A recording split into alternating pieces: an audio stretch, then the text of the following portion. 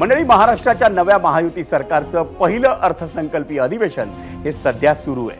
त्यामुळे विरोधकांकडून अनेक आर्थिक बाबींवरून प्रश्नोत्तर होणार हे अपेक्षितच होतं. अगदी तसंच होईल असं आपल्यालाही वाटलं होतं. पण कसं आहे मंडळी, अधिवेशन कोणतंही असो तिथं राजकीय टोलेबाजी होणार नाही असं तर होणारच नाही. आपल्या अर्थसंकल्पीय अधिवेशनाची सुरुवातही तशीच झाली. पहिल्या दिवशी 2 मुद्द्यांवरून विरोधक आणि सत्ताधारी भिडले. पहिला मुद्दा धनंजय मुंडेंचा राजीनाम्याचा आणि दुसरा हा समाजवादी पक्षाचे आमदार अबू आझमींचं औरंगजेबासंदर्भातलं वक्तव्य. यातल्या पहिल्या मागणीचा निकाल काल म्हणजे अधिवेशनाच्या दुसऱ्या दिवशी लागला, कारण धनंजय मुंडेंनी आपल्या मंत्रिपदाचा राजीनामा दिला. आज होता अधिवेशनाचा तिसरा दिवस आणि मुद्दा होता दुसरा म्हणजेच अबू आझमींचं वक्तव्य. त्यावरून कालही मोठा गदारोळ पाहायला मिळाला होता आणि त्याचा पुढचा अंक आज दोन्ही सभागृहांमध्ये पाहायला मिळाला. दुपारी 12 वाजता दोन्ही सभागृहांचं कामकाज सुरू झालं तेव्हा विरोधकांनी अबू आझमींसंदर्भात निलंबनाची कारवाई व्हावी अशी मागणी केली आणि पुढे दोन्ही सभागृहात गदारोळ सुरू झाला.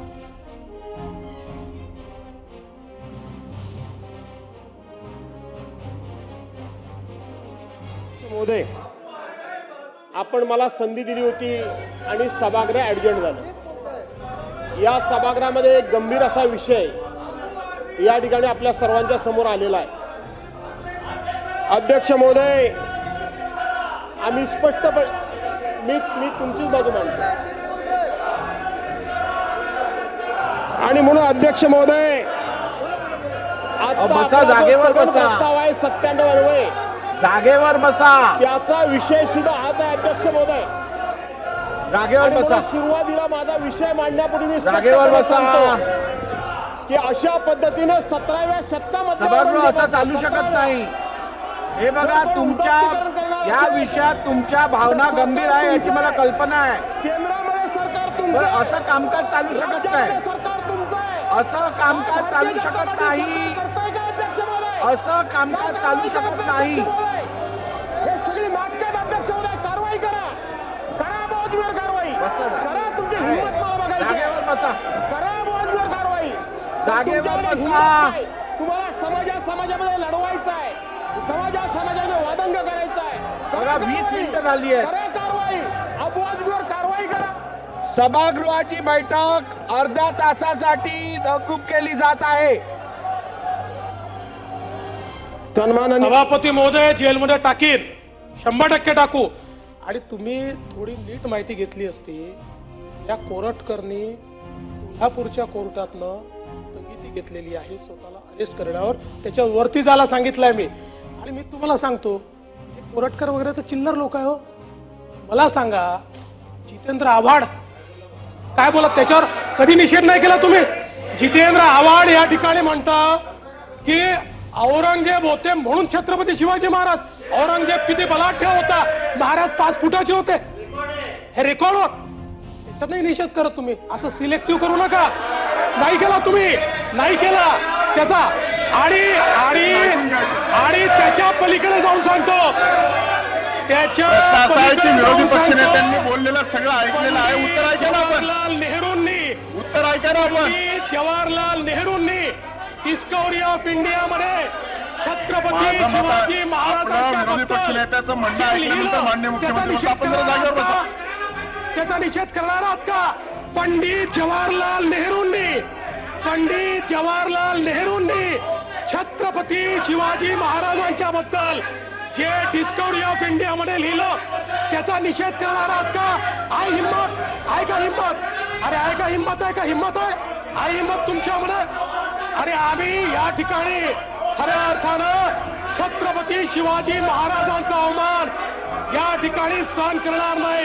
अरे देश धर्म पर मिटने वाला शेर शिवा का छावा था, महापराक्रमी परम प्रतापी एक ही शंभू राजा था. त्यामुळे या ठिकाणी पंडित नेहरू यांचा देखील धिक्कार झाला पाहिजे. सभागृह 10 मिनिटांसाठी तहकूब करीत आहे.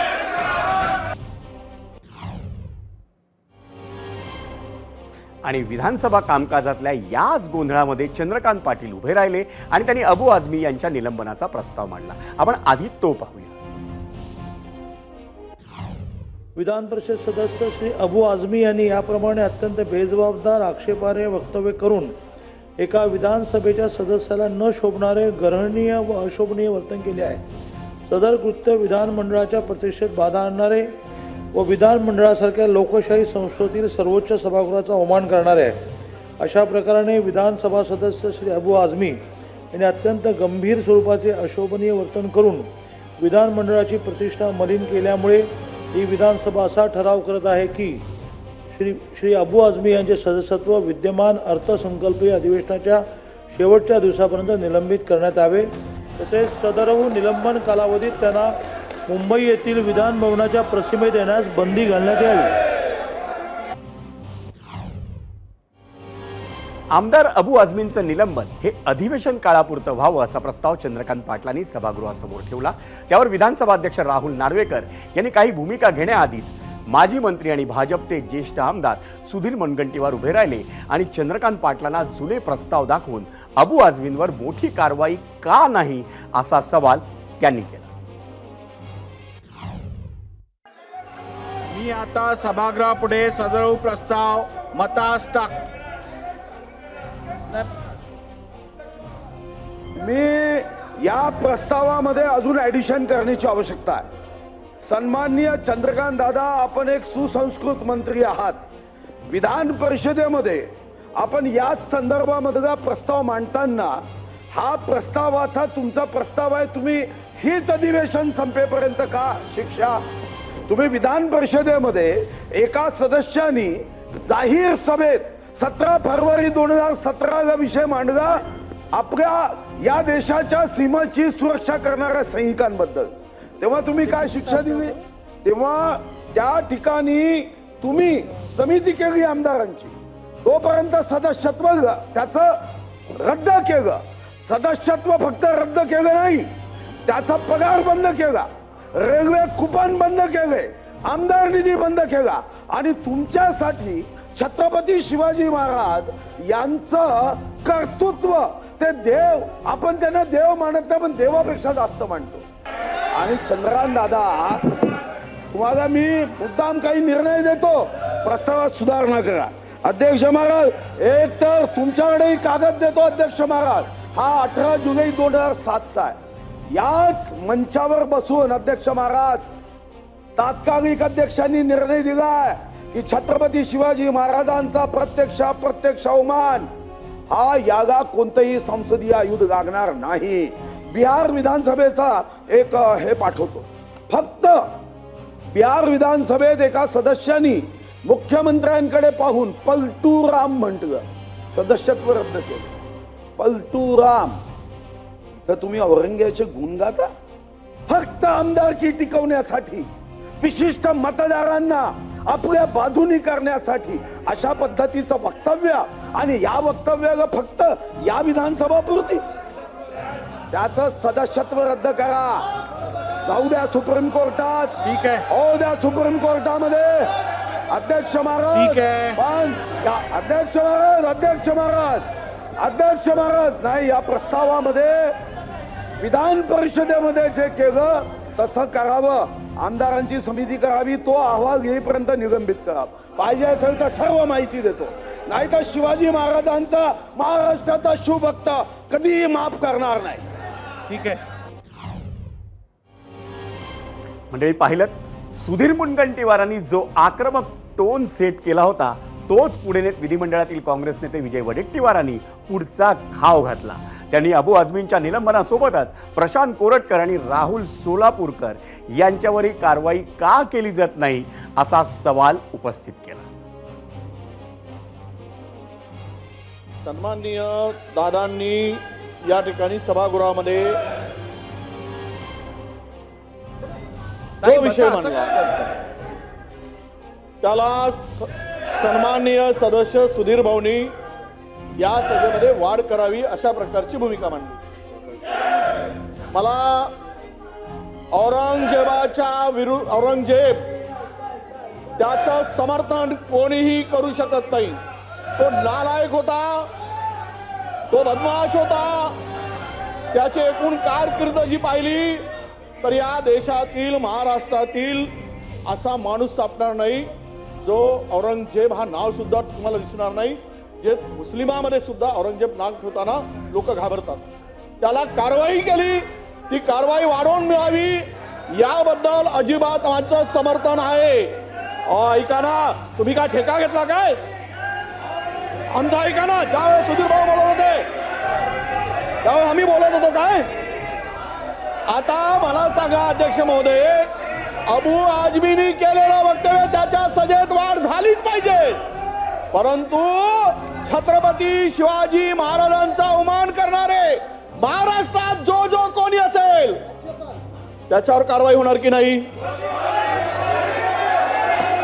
हे कारवाई होईल की नाही? यांनी अपमान केला की नाही? कोरटकरावर कारवाई होणार की नाही? सन्मान्य सदस्य, कारवाई होणार की नाही? सन्मान्य सदस्य, आणि काँग्रेसनं हाच मुद्दा विधानसभेसह विधान परिषदेतही उचलला. दुपारी 12 वाजता विधान परिषदेचं कामकाज सुरू झालं तेव्हा मुख्यमंत्र्यांसमोरच काँग्रेसचे आमदार भाई जगताप यांनी अबू आझमींवरच्या कारवाईसाठी आम्ही राज्य सरकारसोबत आहोत, पण कोरटकर आणि सोलापूरकरांचं काय असा सवाल उपस्थित केला आणि त्यावर खुद्द मुख्यमंत्री देवेंद्र फडणवीसांनी उत्तरही दिली. बजेटरी अधिवेशन आपलं सुरू आहे, एक भावनिक प्रश्न निर्माण झाला, ज्याला तुम्ही जे म्हणालात त्याला आम्ही समर्थन केलं आणि आपण सगळ्यांनी एकमताने तो निर्णय घेतला की अशा पद्धतीने कुणीही केलेली वक्तव्य चालणार नाही. आणि ते सांगण्यासाठी ते उभे राहिले असताना त्यांना एक चकार वाक्य सुद्धा त्याला बोलून देण्यात आलं नाही. ही गोष्ट होत असताना अबू आझमीचा आम्ही निषेध इथून सुद्धा केला, आपण सगळ्यांनी केला, त्याच्यावर कारवाई व्हावी असं आपण सगळ्यांनी ठरवलं. पण त्याबरोबर छत्रपतींचा ज्यांनी अवमान केला ते कोरटकर आणि सोलापूरकर हे कसे मोकाट, हे काय का तुमचा नाही, विषय तोच आहे. छत्रपतींच्या अवमानाचा विषय, छत्रपतींच्या अवमानाचा विषय आणि असं नाही चालणार. असं कसं चालेल? अबू आझमीला एक नियम आणि ह्या हरामखोरानं दुसरा नियम, असं कसं चालेल? अबू आझमीनं एक नियम आणि त्याला कसा वेगळा नियम चालेल? आणि म्हणून माझी आपल्याला विनंती आहे की आपण माननीय मुख्यमंत्री बोलतात, आपण जरा खाली बसा. कोरटकर असो का कोणी असो, जो महाराजांचा, छत्रपती शिवाजी महाराजांचा आणि छत्रपती संभाजी महाराजांचा अपमान करेल, कोणी असो, त्याला सोडलं जाणार नाही. असं आहे. एक लक्षात ठेवा, समजा काही न्यायालयाने निर्णय दिले असले तर वरच्या न्यायालयात जाऊ, पण सोडणार नाही. मंडळी, मुख्यमंत्री देवेंद्र फडणवीसांना आपण ऐकलं. त्यांनी स्पष्ट केलं की छत्रपती शिवाजी महाराज किंवा छत्रपती संभाजी महाराज यांचा अपमान करणाऱ्या कोणालाही सोडणार नाही. पण विरोधी पक्षनेते अंबादास दानवेंचं त्यावरही समाधान झालं नाही, कारण त्यांनी मुख्यमंत्र्यांच्या उत्तरानंतर तातडीनं उभं राहून हल्लाबोल केला. कारवाई करू म्हणता, मग आतापर्यंत का केली नाही असा सवाल त्यांनी विचारला.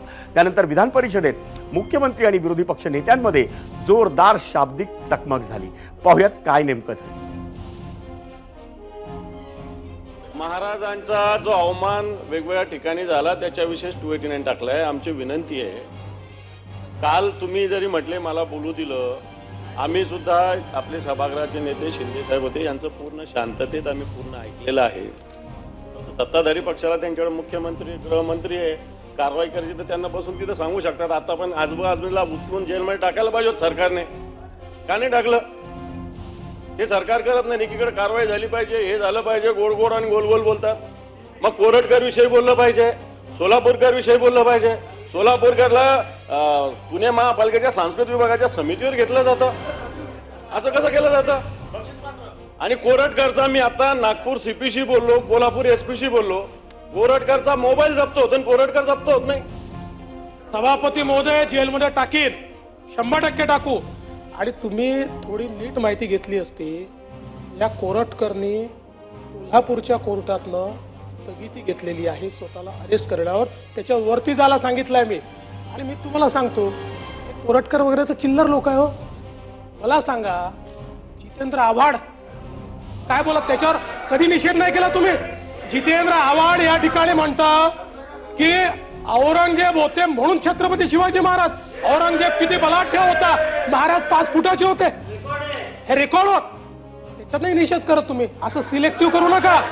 नाही केला तुम्ही, नाही केला त्याचा. आणि आणि आणि त्याच्या पलीकडे जाऊन सांगतो, त्याच्या प्रश्न असा आहे की विरोधी पक्षनेत्यांनी बोललेलं सगळं ऐकलेलं आहे. उत्तर ऐका ना आपण. जवाहरलाल नेहरूंनी उत्तर ऐका ना आपण. जवाहरलाल नेहरूंनी डिस्कवरी ऑफ इंडिया मध्ये छत्रपती माझं मत शिवाजी आहे, महाराजांच्या आपलं विरोधी पक्षनेत्याचं म्हणणं ऐकल्यानंतर माननीय मुख्यमंत्री म्हणतात, आपण जरा जागेवर बसा.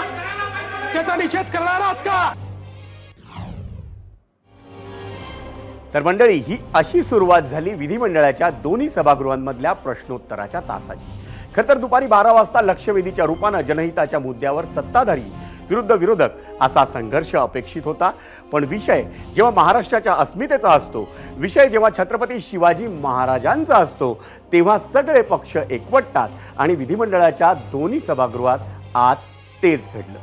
चंद्रकांतदादा पाटलांनी विधानसभेत अबू आझमींच्या निलंबनाचा प्रस्ताव मांडला आणि त्यानंतर थोडा गदारोळ झाला. पण त्यानंतर काही वेळानं विधानसभा अध्यक्ष राहुल नार्वेकर यांनी तो प्रस्ताव आवाजी मतदानासाठी ठेवला आणि आवाजी मतदान निलंबनाच्या बाजूनं झाल्यानं आझमींचं निलंबन जाहीर करण्यात आलं. पण त्याचा कालावधी किती असावा यासाठी एक समिती गठीत करण्यात आली आहे. मान्य मंत्री महोदयांनी जो प्रस्ताव सभागृहासमोर मांडलेला आहे त्याच्यात जे उल्लेख केलेला आहे तेवढंच एक्सपेन्शन आपण या अधिवेशनात करू शकतो असा आपला निर्णय आहे. मी आता सभागृहासमोर सदर प्रस्ताव मतास टाकतो. अनुकूल असतील त्यांनी होय म्हणावे, प्रतिकूल असतील त्यांनी नाही म्हणावे. होयचे बहुमत आहे, होयचे बहुमत आहे. ठराव एकमताने संमत झाला. इकडे अबू आझमींचं अधिवेशनापुरतं निलंबन झालं, पण उद्धव ठाकरेंनी मात्र मोठी मागणी केली. ती म्हणजे अबू आझमींचं कायमचं निलंबन करावं. आपण पाहूयात त्यांनी काय नेमकी मागणी केली. कोणी जरी असला आणि त्यांनी जर का आमच्या छत्रपती शिवाजी महाराज, छत्रपती संभाजी महाराज आणि जी आमची महाराष्ट्राची दैवत आहेत त्यांच्याबद्दल अपशब्द काढले, तर तो कोणी असला तरी त्याचा मुलाहिजा न ठेवता त्याला चांगली अद्दल घडेल अशी शिक्षा झालीच पाहिजे, ही सगळ्यांची मागणीच आहे. त्याच्यामुळे निलंबन किती मिनिटासाठी, तासासाठी, दिवसासाठी केलंय कल्पना मला नाही, पण पुन्हा असं कोणाची बोलण्याची हिंमत होता कामा नये. आणि या सरकारची जबाबदारी आहे की कठोरात कठोर शासन त्यांनी केलं पाहिजे. निलंबन तर कायमचं केलं पाहिजे. मंडळी, समाजवादी पक्षाचे आमदार अबू आझमींच्या वक्तव्याचे पडसाद हे थेट उत्तर प्रदेशच्या विधानसभेतही उमटले. आझमींना भारतात राहण्याचा अधिकार आहे का, त्याला आधी तुमच्या पक्षातून काढून टाका, असं आवाहन उत्तर प्रदेशचे मुख्यमंत्री योगी आदित्यनाथ यांनी समाजवादी पक्षाचे अध्यक्ष अखिलेश यादव यांना उद्देशून केलं. समाजवादी पार्टी का नेता घोषणा करो ना, उस कमबख्त को निकालो पार्टी से और उसको एक बार यूपी भेज दीजिए, बाकी उपचार हम अपने आप करवा लेंगे. छत्रपति शिवाजी महाराज की परंपरा पर गौरव की अनुभूति करने की बजाय लज्जा महसूस कर रहा हो और औरंगजेब को अपना नायक मान रहा हो, क्या उसको भारत के अंदर रहने का अधिकार होना चाहिए क्या? उत्तर प्रदेशचे मुख्यमंत्री योगी आदित्यनाथांनी सभागृहात टीका केली, तर समाजवादी पक्षाचे अध्यक्ष अखिलेश यादवांनी सोशल मीडियावर आपली प्रतिक्रिया देऊन अबू आझमींच्या निलंबनाचा निषेध केला. ते काय म्हणतायत, तर निलंबनाचा आधार तर एखादी विशिष्ट विचारसरणी असेल तर अभिव्यक्ती स्वातंत्र्य आणि पारतंत्र्यात काय फरक राहील. आमचे आमदार असोत किंवा खासदार, त्यांची निर्भीड बुद्धिमत्ता लक्षणीय आहे आणि निलंबनानं आमच्या लोकप्रतिनिधींच्या मतप्रदर्शनाला लगाम लावता येऊ शकतो असा विचार जर काही जण करत असतील तर तो त्यांच्या नकारात्मक विचारसरणीचा बालिशपणा आहे, अशी प्रतिक्रिया अखिलेश यादव यांनी दिलेली आहे. मंडळी, अबू आझमींच्या निलंबनाच्या मुद्द्यानंतर आता वळूयात लाडकी बहीण योजनेकडे. या योजनेअंतर्गत महिलांना 1,500 रुपयांच्या ऐवजी 2,100 रुपये देऊ अशी घोषणा महायुतीनं निवडणुकीआधी केली होती आणि त्याची आठवण आज आमदार अनिल परब यांनी विधान परिषदेत करून दिली. अर्थसंकल्पात घोषणा करू असं फडणवीस म्हणाल्याचा दावा परबानी केला, पण महिला आणि बालविकास मंत्री अदिती तटकरे यांनी तो दावा खोडून काढला. पाहूयात ते दोघं नेमकं काय म्हणाले. आपण जी घोषणा केलेली आहे की 2100 रुपये आम्ही पुढच्या अधिवेशनापासून म्हणजे या मार्चच्या अधिवेशनापासून म्हणजे पुढच्या बजेटपासून आम्ही देऊ, मुख्यमंत्र्यांनीच केलेली आहे. आम्ही 3000 सांगितले होते, मग किमान 2100 जे तुम्ही मान्य केले आहेत ते येणाऱ्या अर्थसंकल्पापासून आपण देणार आहात का, माझी साधी प्रश्न. सभापती महोदय, आपल्या माध्यमातून सभागृहातील सदस्यांना सुद्धा या संदर्भातली माहिती द्यायची आहे की लाडक्या बहिणीचा जो GR आपण जुलै महिन्यामध्ये आणि ऑगस्ट महिन्यामध्ये जो काही शासन निर्णय आपण निर्गमित केला, त्यात एकाही निकषामध्ये आम्ही आत्ताही निवडणूक झाल्यानंतरही बदल केलेले नाहीत. 2100च्या संदर्भातलं आपण त्या निमित्ताने उल्लेख केला. राज्याचे मुख्यमंत्री देवेंद्रजी फडणवीस साहेबांनी येत्या अधिवेशनाच्या कालावधीमध्ये किंवा अर्थसंकल्पामध्ये आपण 2100 घोषित करू अशा पद्धतीचं कुठेही त्या ठिकाणी वक्तव्य हे केलेलं नाही. राज्याची संबंध एखादी योजना ज्या वेळेला आपण जाहीर करत असतो त्यावेळेला ती योजना जाहीर करत असताना इतर 100% देणार ना. जाहीरनामा हा 5 वर्षासाठी असतो. या अर्थसंकल्पामध्ये 2100 करणार अशा पद्धतीचं वक्तव्य हे कुठेही केलेलं नाही.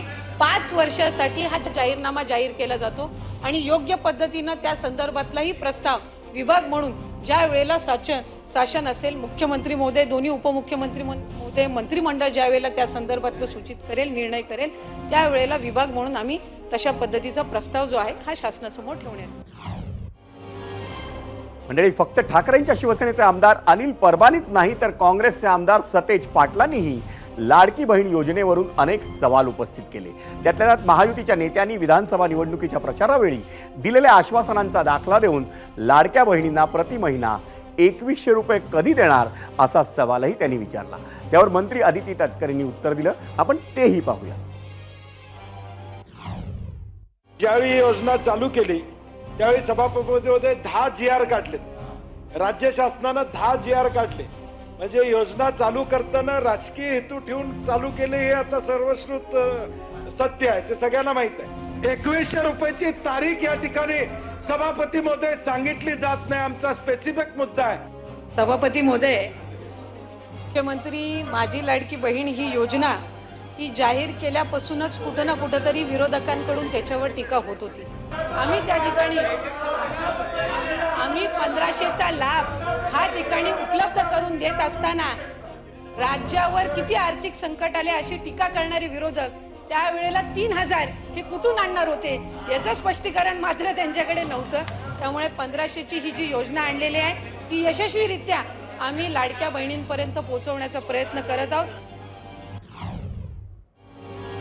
तर मंडळी, विधिमंडळाच्या अर्थसंकल्पीय अधिवेशनाचा 3रा दिवस कसा होता याचा आढावा आपण आत्ता घेतला आणि त्यात अबू आझमींसह 1-2 आणखी विषयांवरून गदारोळ आपल्याला पाहायला मिळाला. पण उद्याचा अजेंडा काय असू शकतो महायुतीचा आणि महाविकास आघाडीचाही, तो आपल्याला जाणून घ्यायचा आणि त्यासाठी आपल्यासोबत आहे आपला प्रतिनिधी अक्षय भाटकर. अक्षय, विधिमंडळाच्या उद्याच्या दिवशी दोन्ही म्हणजे सत्ताधारी किंवा विरोधक यांचा अजेंडा काय असू शकतो, कारण गेले 2 दिवस आपल्याला मोठा गदारोळ पाहायला मिळतो.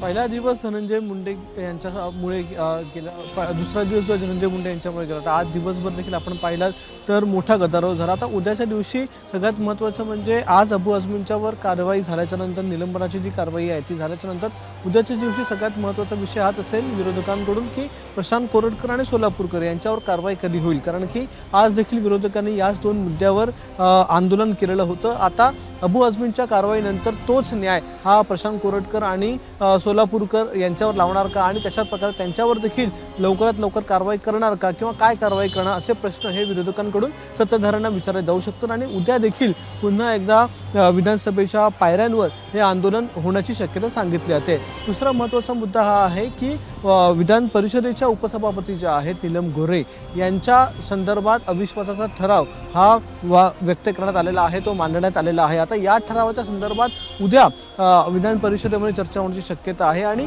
तो अविश्वासाचा ठराव कशा प्रकारे मंजूर केला जातो किंवा नाही मंजूर केला जातो याकडे सगळ्यात मोठं लक्ष राहणार आहे.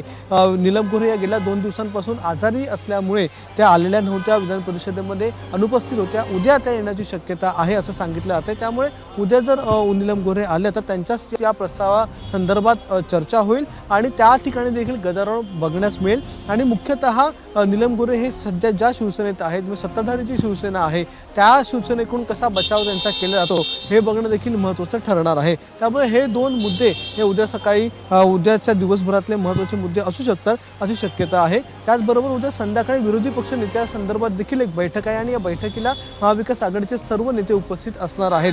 त्यामुळे विरोधी पक्ष नेत्यासंदर्भात देखील उद्या दिवसभर काय निर्णय होतो आणि विधानसभा अध्यक्ष हे संख्याबळ पाहून निर्णय घेतात की जसं की सत्ताधाऱ्यांनी सांगितलं होतं की विरोधी पक्ष नेता असावा, त्या संदर्भात हा जो निर्णय आहे तो देखील उद्या होण्याची शक्यता आहे. त्यामुळे हे 3 विषय जे आहेत ते उद्याच्या संपूर्ण दिवसातल्या कामकाजातले महत्त्वाचे विषय असू शकतात.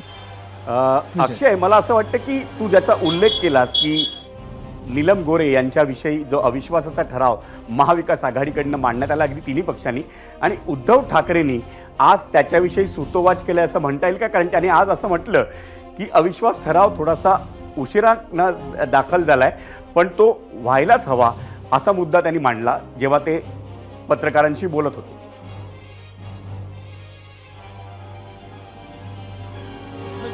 उद्या अधिक आक्रमकपणे हा जो मुद्दा आहे नीलम गोऱ्हे यांच्या अविश्वास ठरावाचा तो मांडण्यात येणार आहे आणि विधान परिषदेमध्ये जे संख्याबळ आहे त्या संख्याबळानुसार म्हणजे अमिराज दानवे जे आहे ते देखील विधान परिषदेमध्ये आहे. त्यामुळे तो हा मुद्दा जो आहे तो मोठ्या प्रमाणात हा उद्या दिवसभर विधान परिषदेमध्ये आणि विधानसभेमध्ये देखील गाजण्याची शक्यता आहे. आपल्याला माहिती आहे विधान परिषदेमधले जे मुख्य नेते आहेत ते एकनाथ शिंदेच आहेत. त्यामुळे ते कशा प्रकारे स्टँड घेतात, कशा प्रकारे आपलं मत मांडतात आणि नीलम गोऱ्हे यांचा जो अविश्वास ठराव आलेला आहे जो मांडलेला आहे तो कशा प्रकारे परतून लावला जातो किंवा तो मंजूर केला जातो का, या सगळ्याकडे लक्ष राहणार आहे. आणि विरोधक मुख्यतः आक्रमकपणे या संदर्भामध्ये आपली भूमिका मांडतात आणि त्यातल्या त्यात ठाकरे गटाचे जे आमदार आहेत विधान परिषदेतले ते आणखीन आक्रमकपणे ही भूमिका जी आहे ती मांडण्याची शक्यता सांगितली जाते. विजय, धन्यवाद अक्षय या सविस्तर माहितीबद्दल आणि विश्लेषणाबद्दल देखील. तर मंडळी, विधिमंडळाच्या अधिवेशनात उद्या कोणता विषय महत्त्वाचा असेल याविषयी अक्षय भाटकरनं आपल्याला माहिती दिली. मंडळी, 0 आवरच्या दुसऱ्या सत्रात आपण पाहणार आहोत विविध शहरांमधल्या महापालिकेच्या महामुद्देमधील विशेष रिपोर्ट आणि त्यासाठी पहिल्यांदा जाऊयात नाशिक शहरात. मंडळी, आपल्या शहरांच्या गरजा आणि महापालिकेची कामगिरी यात किती तफावत असावी याचं उदाहरण पाहायचं असेल तर नाशिकमध्ये जाणं हे गरजेचंच आहे. तिथली वाहतूक बेटं ही सध्या मोठी समस्या ठरतात. पण जिथं खरंच गरज आहे तिथं वाहतूक बेटं नाही आहेत आणि जिथं वाहतूक बेटं आहेत तिथं तर एक तर आकाराने ती खूप मोठी आहेत किंवा त्यांची गरजच नाही आहे. नाशिक महापालिकेच्या ढिसाळ, बेफाम आणि रामभरोसे कामगाराचा नमुने पाहूया खास रिपोर्टमध्ये.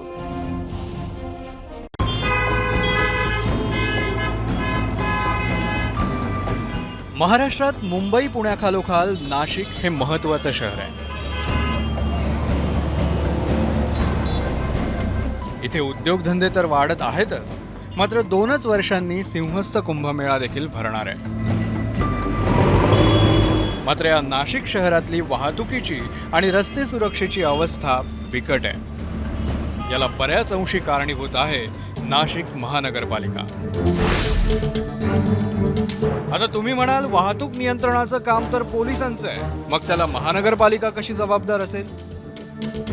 याचं उत्तर आहे वाहतूक बेटांचं लोकेशन आणि सिग्नल बसवण्याच्या प्रलंबित मागण्या. वाहतूक बेटं ही नाशिककरांसाठी मोठी डोकेदुखी ठरत आहे.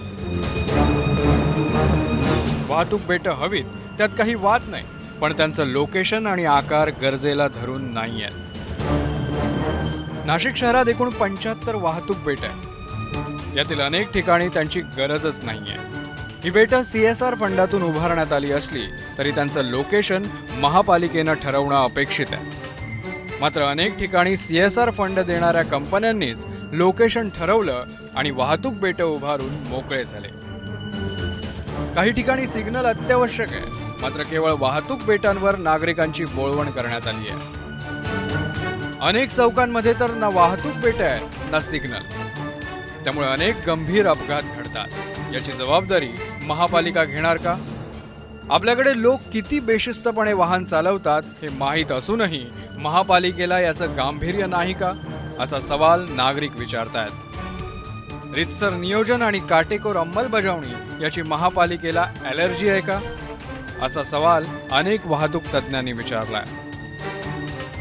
ज्या ठिकाणी खरंच वाहतूक बेटांची आवश्यकता आहे त्या ठिकाणी वाहतूक बेट हे पाहायला मिळत नाही. मी सध्या नाशिकच्या अशोक स्तंभ परिसरामध्ये आहे. या ठिकाणी कोणतंही वाहतूक बेट नाही आहे, या ठिकाणी सिग्नल यंत्रणा नाही आहे. मोठ्या प्रमाणात वाहतूक कोंडी होते, अपघातांची संख्या ही दिवसेंदिवस वाढते. आपण जर बघितलं तर या ठिकाणी वाहतुकीला मार्गक्रमण कळावं यासाठी जे इथे 3 ड्रम या ठिकाणी ठेवण्यात आलेले आहे. हाच परिसर आहे. या परिसरातून कॉलेज रोड असेल, त्यासोबत अवघा 2 मिनिटाच्या अंतरावर पोलीस आयुक्तालय असेल, त्यासोबत भोसला मिलिटरी स्कूल असेल, KTHM कॉलेज असेल, या मोठ्या वर्दळीचा भाग आहे. त्यामुळे या परिसरामध्ये वाहतूक बेटची आवश्यकता असताना देखील नाशिक महानगरपालिकेने या ठिकाणी कोणतीही वाहतूक बेटाची प्रयोजन जे आहे ते केलं नसल्याचं या ठिकाणी पाहायला मिळते. आता जाऊयात त्र्यंबक रोडवर. तिथे एका चौकातलं वाहतूक बेट खूपच मोठं आहे. त्याचा आकार कमी केला पाहिजे, तसंच सिग्नल बसवले पाहिजेत. काही नागरिक तर उड्डाण पुलाची देखील मागणी करतायत, पण तसं काहीही झालेलं नाही. बेट थोडेसे छोटे करायला पाहिजे आणि ते प्रत्येक माणसाला घाई झालेली असते, कोणीही थांबत नाही. सिग्नलची पण इथं आवश्यकता आहे, ते व्हायला पाहिजे गोष्टी. त्र्यंबक रोड आहे मोठा, हो रहदारी खूप असते इकडे, तिकडे लोकवस्ती जास्त आहे, त्यामुळे ते ब्रिज होणं पण गरजेचं आहे. हे काही आहेत आता मान्य लोकांच्याच आहेत, पण ते व्हायला पाहिजे. छोटे मोठे अपघात होतात रोज काही ना काही होतच राहतं इथे. छोटे मोठे अपघात होतच राहतात, ते आम्ही बघतो तिथे रोज ॲक्सिडेंट होत आहे. शिस्तनी पोलिस साईडला थांबता, मध्ये थांबत नाही, झाडाच्या मागे लपून थांबता, गाड्या पकडता, नुकसान ॲक्सिडेंट होता. लहान मुलांना जायला ट्रॅफिकला जायला त्रास होतो. सिग्नल राऊंड मूड कमी करा, सिग्नल लावा. इथे ट्रॅफिक पोलीस थांबले पाहिजे कंटिन्यू. इथे कोणीच थांबत नाही, फक्त पावत्या फाडता, लपून झाडाच्या मागून पैसे घेत आणि सोडता लोकांनी. कारण का इथे खूप मोठ्या प्रमाणावर व्यापारी वर्ग आहे आणि या व्यापारी वर्गाची खूप मोठी समस्या हीच आहे की त्यांचे धंदे हळूहळू कमी होतात. याचं सगळ्यात मोठं कारण वाहतुकीमुळे आणि रहदारीमुळे लोक त्यांच्या दुकानांपर्यंत येऊ शकत नाही. तर याच्यासाठी या यशवंत मंडईच्या जागेवरती निर्धारित आहे, पण अजूनही त्याला कुठं हात लागलेला आम्हाला काही दिसत नाही. नाशिक वाहतूक पोलिसांनी महापालिकेकडे एकूण 27 ठिकाणी ट्रॅफिक सिग्नलची मागणी केली आहे, मात्र त्यावर अजूनही निर्णय झालेला नाही. येत्या 2 वर्षात सिंहस्थ कुंभमेळा होणार आहे, तेव्हा पोलीस यंत्रणेवर मोठा ताण येणार आहे. त्या अनुषंगानं आत्ताच जर सगळीकडे सिग्नल बसवले तर ऐन कुंभमेळ्यात घाई होणार नाही.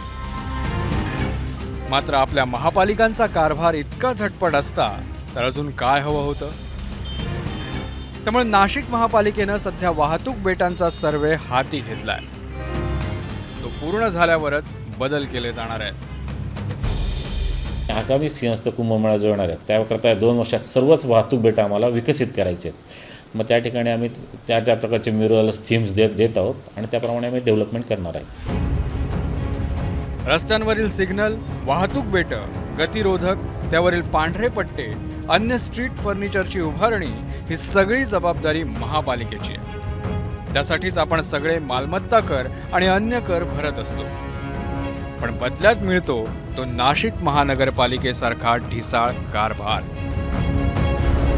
जोपर्यंत अधिकाऱ्यांना सरकार जाब विचारत नाही आणि दोषी अधिकाऱ्यांवर नियमित कारवाई होत नाही तोपर्यंत फार काही सुधारण्याची आशा नाही. शुभम बोडके, ABP माझा, नाशिक. उत्तर महाराष्ट्रातल्या नाशिकमधून जाऊयात विदर्भातल्या अकोल्यात. तिथं एका महत्त्वाच्या रस्त्याच्या रुंदीकरणाचं काम अतिशय संथ गतीनं सुरू आहे मंडळी. त्यामुळे अकोलेकर वैतागलेत, कारण जेमतेम 1 किलोमीटरच्या कामाला कित्येक महिन्यांचा अवधी लागतोय. पाहुयात महापालिकेचे महामुद्देमधला अकोल्यावरचा खास रिपोर्ट.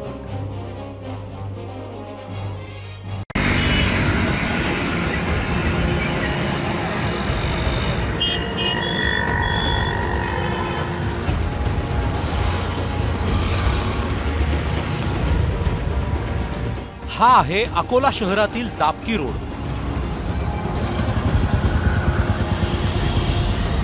शहरालगतचा ग्रामीण भाग, जुनं अकोला या 3 परिसरांना जोडणारा हा महत्त्वाचा मार्ग आहे. साहजिकच या मार्गावर वाहनांची संख्या प्रचंड असते. म्हणून मग महापालिकेने हा रस्ता रुंद करण्याचं ठरवलं. 12 मीटर रुंदीचा रस्ता 18 मीटरचा करण्यात येतोय. एकूण 1160 मीटर पट्ट्याचं रुंदीकरण प्रगतीपथावर आहे. त्यासाठी आधी कायद्यानं सर्व घरं आणि दुकान मालकांना नोटिशी बजावण्यात आल्या. नंतर भरपाई देऊन जमीन अधिग्रहित करणं सुरू झालं. अकोल्याच्या डाबकी रोडवर तुम्ही आले तर तुम्हाला असे पाडकाम होत असलेल्या अनेक इमारती तुम्हाला दिसतील. याला कारण आहे अकोल्याच्या डाबकी रोडवरचा हा जो अतिशय निमुळता आणि चिंचोळा मार्ग आहे, आता हा मोठा होणार आणि याच मार्गाच्या विस्तारीकरणासाठी डाबकी रोडवरच्या या भागातले जे घरं जे आहेत त्याचं पाडकाम सध्या सुरू आहे. जमीन अधिग्रहणाच्या संथ गतीमुळे नागरिक हैराण झाले. कारण गेल्या 2 महिन्यांमध्ये केवळ 250 मीटर जमीन अधिग्रहित करण्यात आली आहे. रस्ता विस्तारीकरणाला डाबकी रोडवासियांचा विरोध नाही, मात्र महापालिकेकडून सुरू असलेली पाडकामाची कारवाई आणि त्यातून जे मिळणारा मोबदला आहे त्या संदर्भातलं महापालिकेचं धोरण हे काहीसं वेळखाऊ असल्याचा जो आरोप आहे तो डाबकी रोडवासियांनी केला आहे. जमिनीच्या बदल्यात पैसे आणि TDR देखील देण्यात आला आहे. मात्र अनेक प्रकल्प बाधितांना TDR म्हणजे काय हेच माहिती नाहीये. TDRचा लॉंग फॉर्म TDR म्हणजे जागेच्या मोबदल्यात काहीतरी देणार आहेत ते. काय देणार आहे माहिती आहे? नाही, TDR हा विकता येते. हे आमचं असं म्हणणं आहे की मग लवकरात लवकर उरकलं पाहिजे आणि सर्व पद्धतशीर झालं पाहिजे, हाच आमचा उद्देश आहे. कारण की गव्हर्नमेंट जितक्या लवकर करेल आणि रोड मोठा होऊन राहिला हे मान्य आहे, सर्वासाठीच चांगलं आहे. कारण की ट्रॉफिक वाढलेलं आहे, पण रोडचंही काम लवकरात लवकर झालं पाहिजे बा, हे असं आमचं. या प्रकल्पासाठी महापालिकेने 9.5 कोटींची तरतूद केली आहे. लवकरच कामाला वेग येईल असा दावा महापालिकेचे अधिकारी करतायत. सुरुवातीच्या टप्प्यात 2.34 कोटी खर्च करून 250 मीटरचा रस्त्याचं रुंदीकरण केलं जाईल आणि लगेच पुढच्या उर्वरित 910 मीटरपैकी 640 मीटर रस्ता हा लगेचच सुरू करण्यात येईल. त्यासाठी 7-7.5 कोटीची आवश्यकता आहे, त्याची तरतूद करण्यात आलेली आहे. अकोला महापालिका कायमच तिच्या संथ कारभारामुळे चर्चेत असते. किंबहुना आपल्याकडील बहुतांश महापालिकांचा कारभार असाच आहे. कारण आपल्या सरकारी यंत्रणांमध्ये जाब विचारला जात नाही. याच चलता है संस्कृतीमुळे नागरिकांचं प्रचंड नुकसान होत राहतं. उमेश अलोणे, ABP माझा, अकोला. महाराष्ट्रातील सर्वात प्रदूषित शहर म्हणून चंद्रपूर हे आधीपासून बदनाम आहे. पण आता चंद्रपूर महापालिकेच्या कृपेनं सर्वात अस्वच्छ शहर म्हणूनही चंद्रपूरची ओळख निर्माण होते की काय अशी परिस्थिती आहे. पाहुयात महापालिकेचे महामुद्देमधला चंद्रपूरवरचा खास रिपोर्ट.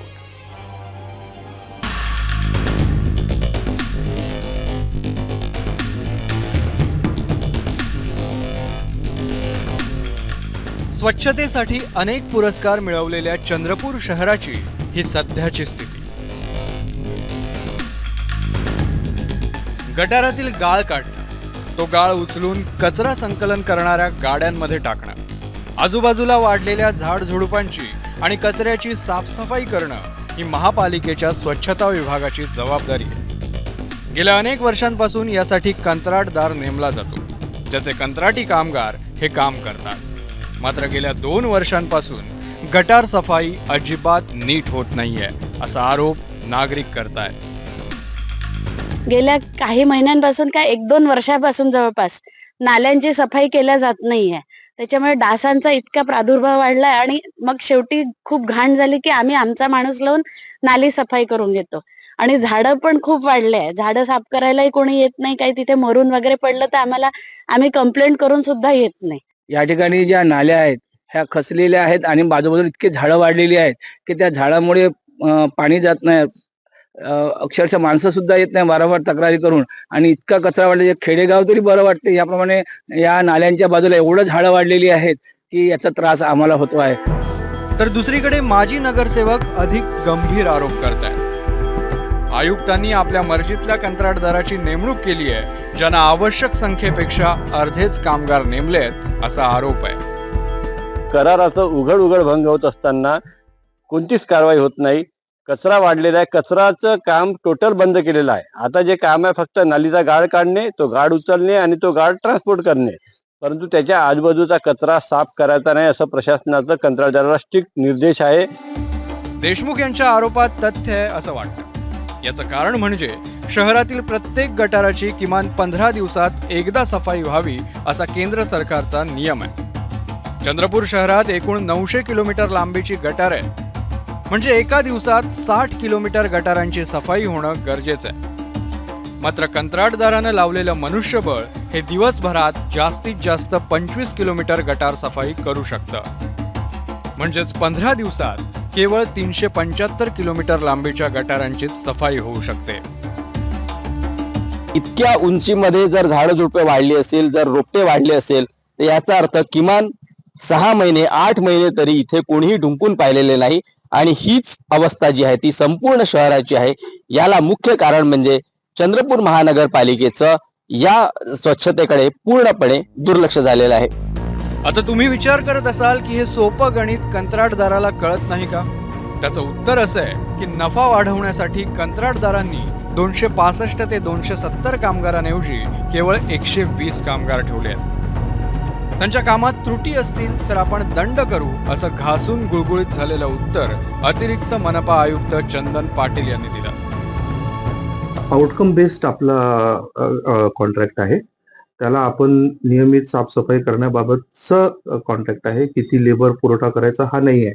तरी जर आपल्याला याच्यामध्ये कुठे सुद्धा त्याच्याकडनं आपण निष्काळजीपणा हा निदर्शनास येतो तर त्याच्यावरती आपण दंड नक्कीच आकारतो आणि आकारत आहोत. आपल्या हद्दीत स्वच्छता कायम राखणं हे कुठल्याही स्थानिक स्वराज्य संस्थेचं मूलभूत कर्तव्य आहे.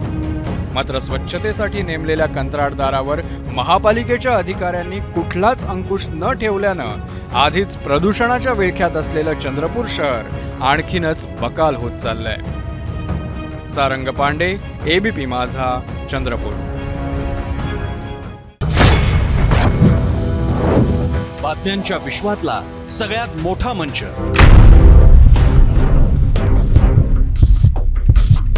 अचूक, थेट आणि निष्पक्ष